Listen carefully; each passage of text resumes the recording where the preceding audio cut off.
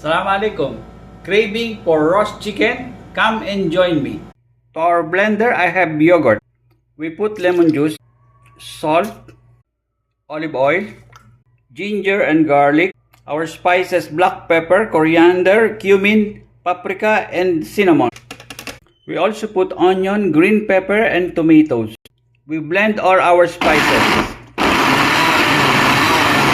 We will pour a little to our chicken and massage well to our chicken. In our baking dish, we add our chicken with some vegetables.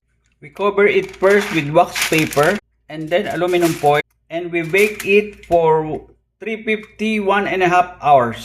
Our chicken after baking, now back to oven for browning. Our most amazing roast chicken, guys, the unique way. Enjoy. I hope you like it. Try it at home.